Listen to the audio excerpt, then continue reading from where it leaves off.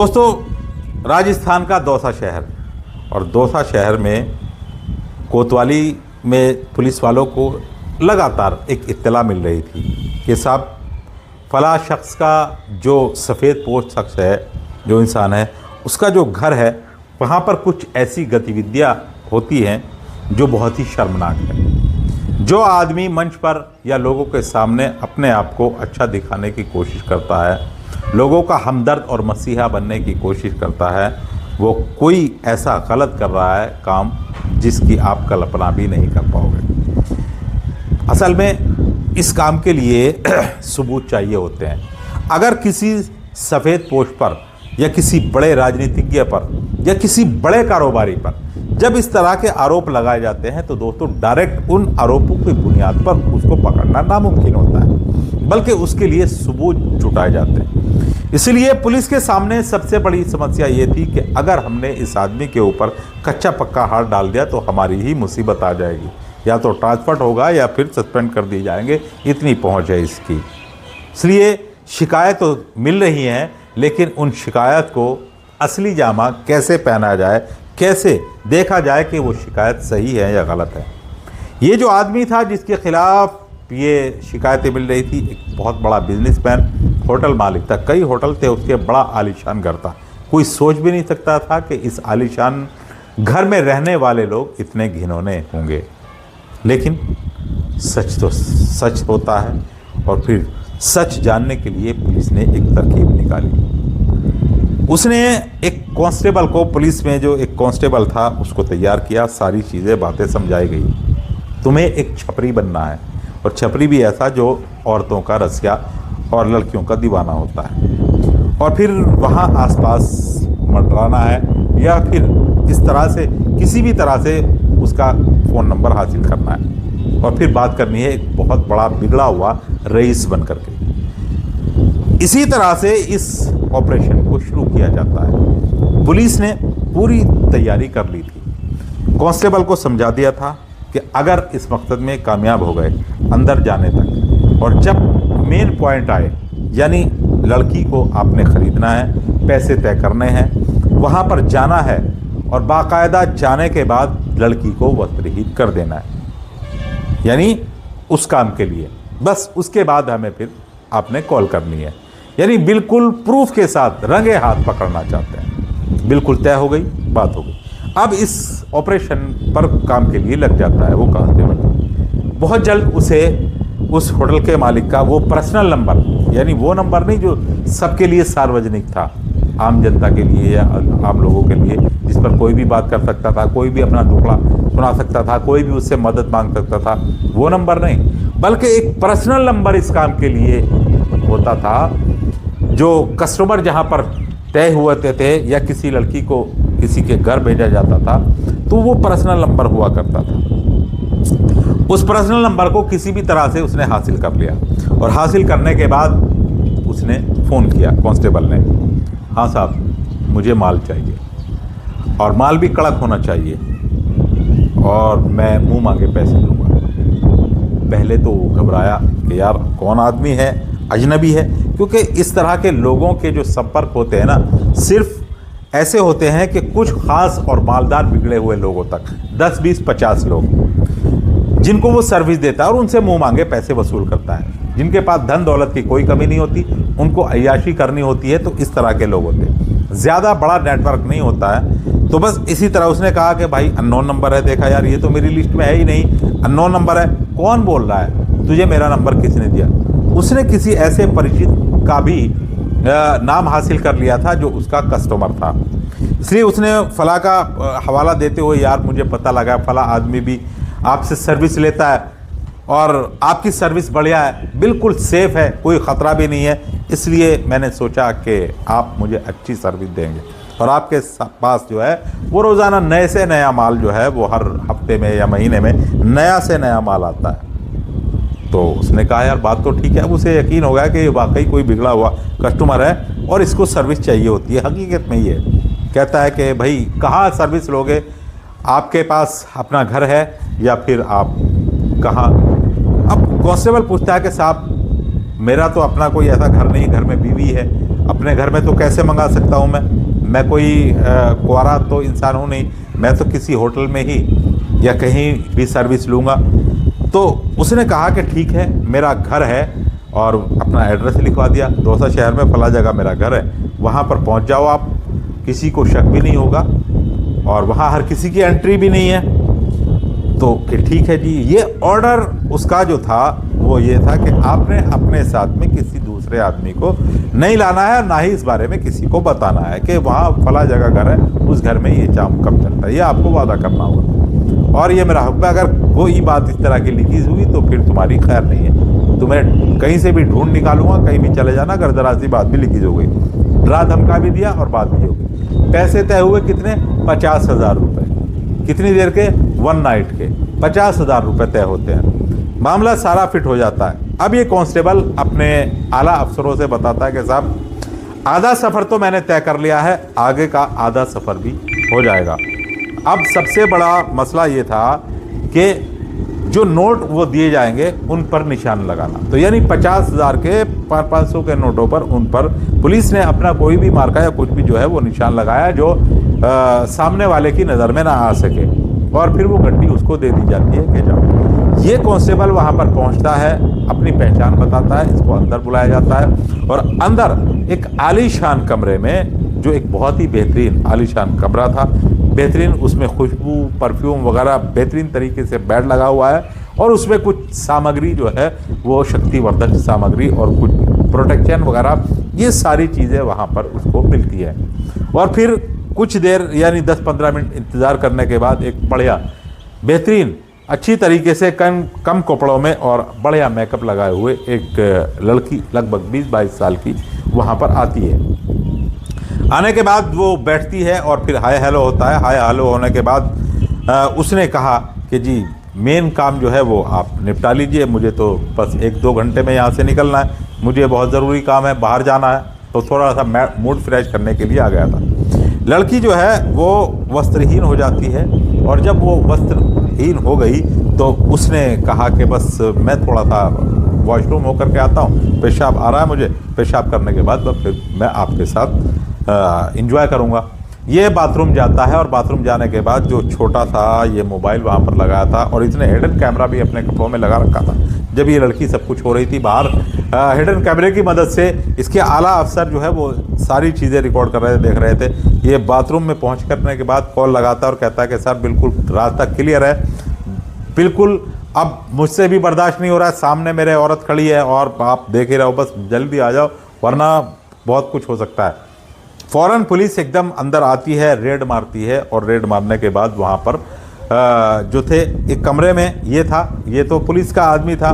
लड़की घबरा जाती है, इसने फ़ौरन जो है वो उस कमरे की लोकेशन क्या बिल्कुल अपना बता दिया था कि फ़ला कमरा इधर से आना है आपने, और ये नंबर है कमरे का। घर में जो थे वो 15-20 कमरे थे उसमें, बल्कि घर नहीं एक होटल टाइप का था वो, और उसमें नंबर बाकायदा लगे हुए थे।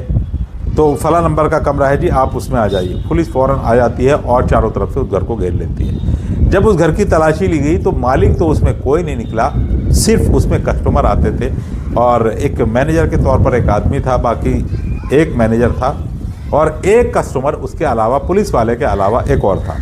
तो यानी मैनेजर और एक कस्टमर, 2 आदमी थे, और कमरों में, अलग अलग कमरों में 5 लड़कियों को वहाँ से बरामद किया गया। 5 को बरामद करने के बाद लाया गया। अब जब उनसे पूछा गया कि तुम कौन हो, कहाँ से हो, तो दोस्तों उन लड़कियों की कहानी बड़ी अजीबोगरीब थी। उन लड़कियों से वादा किया गया था उनकी शादी कराने का, क्योंकि इस आदमी का जो काम था वो यही था, लड़कियों को वरगला करके, उनको अच्छे सपने दिखा करके, और फिर उनसे इस तरह का काम कराया जाता था। उनका माइंड जो है वो वॉश किया जाता था, यानी उनका ब्रेन वॉश करने के बाद फिर उनको इस काम में डाल दिया जाता था, और फिर 2-4 बार एक कस्टमर के पास भेजने के बाद उससे मोटी रकम वसूल की जाती थी। जब किसी भी कस्टमर को ये बताया जाता था कि भाई लड़की का पहला दिन है, तो वो उसकी अच्छी कीमत, मुँह मांग की कीमत, यानी कि इस तरह के बिगड़े हुए लोग भी हैं जिनके पास पैसे की कमी नहीं है, कि जो भी ये सुनते हैं कि बिल्कुल अनटच, और इस तरह से लड़की एक गरीब लड़की है, उसकी मैंने शादी करानी है, और बस उससे पहले, शादी से पहले आप उसको इस्तेमाल कर सकते हो।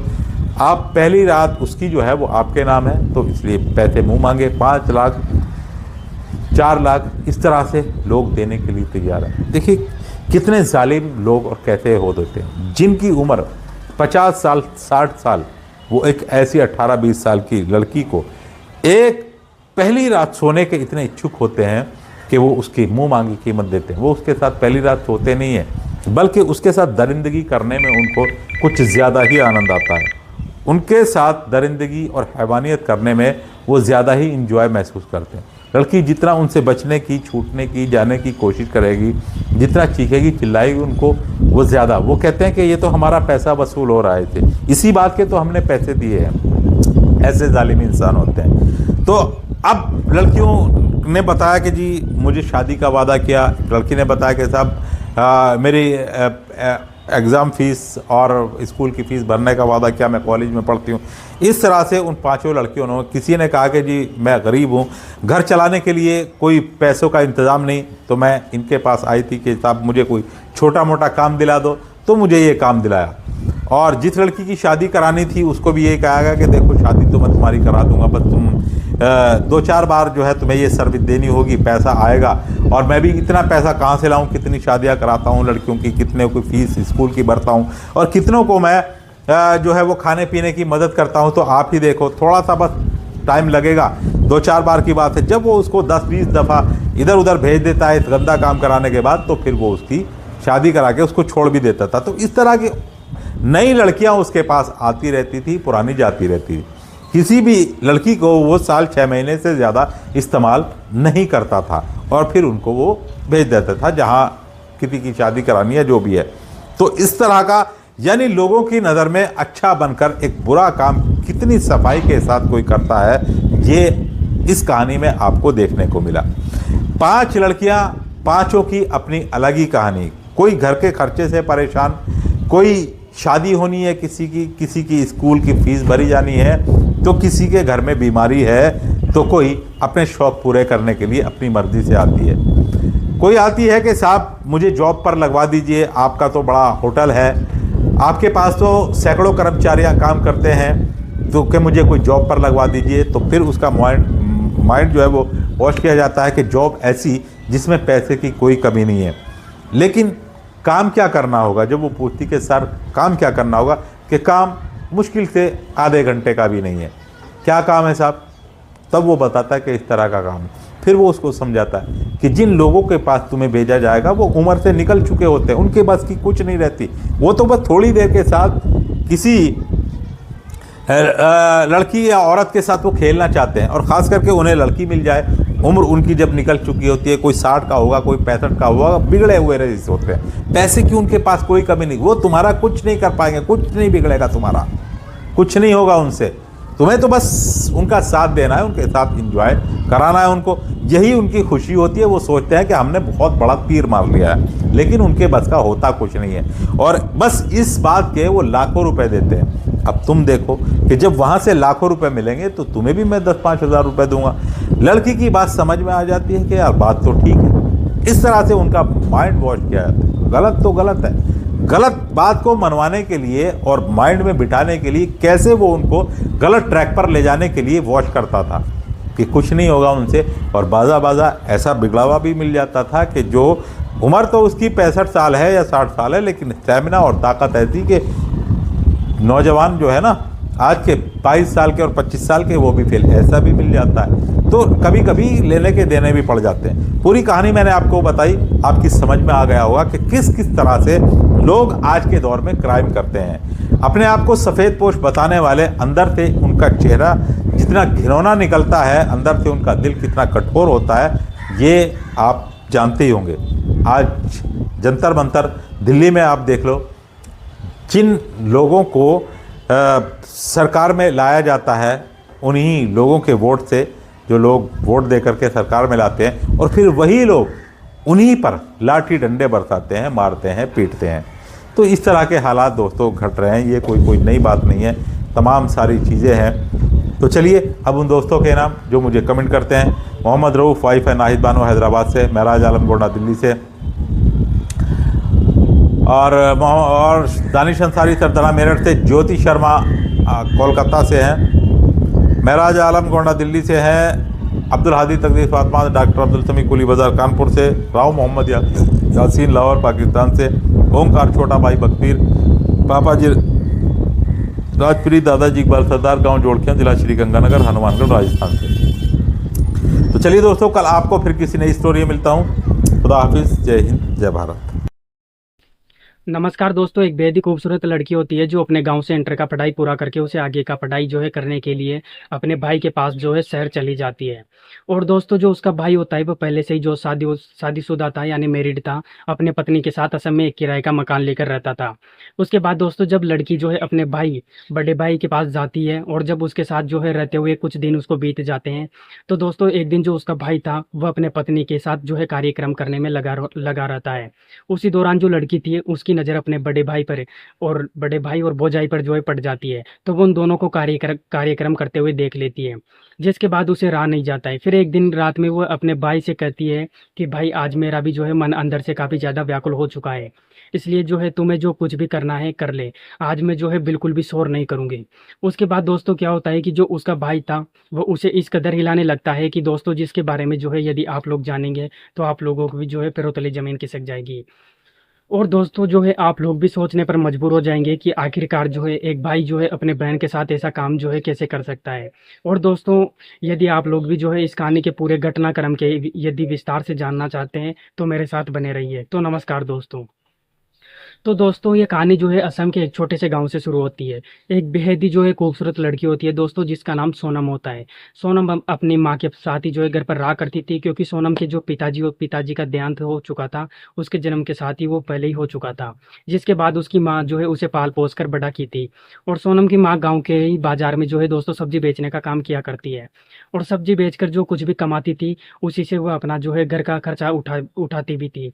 और जो सोनम थी दोस्तों, वो अभी अपना इंटर की पढ़ाई जो है पूरा कर रही थी।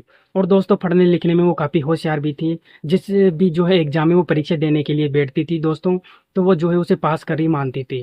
फिर एक दिन क्या होता है कि दोस्तों धीरे धीरे अपना इंटर की परीक्षा भी जो है वो पास कर लेती है। तो दोस्तों एक दिन जो है वो अपने माँ से कहती है कि जो है माँ, अब मैं इसे आगे पढ़ाई करने के लिए जो है शहर जाना चाहती हूँ। तो जो उसकी माँ थी वो उसे कहती है कि बेटी, तुम तो जानती हो कि मैं बिल्कुल भी जो है अकेली हूँ, भला मैं इसके आगे की जो है पढ़ाई तुम्हें कैसे करा सकती हूँ। उसके बाद दोस्तों फिर वो बोलती है कि उसके बाद जो सोनम थी वो अपने माँ से कहती है कि माँ, जो बड़े भाई है, जो राकेश भाई है, वो नीतू भोजाई के साथ चेन्नई में जो है रहते हैं, इसलिए जो है मैं इसके आगे की पढ़ाई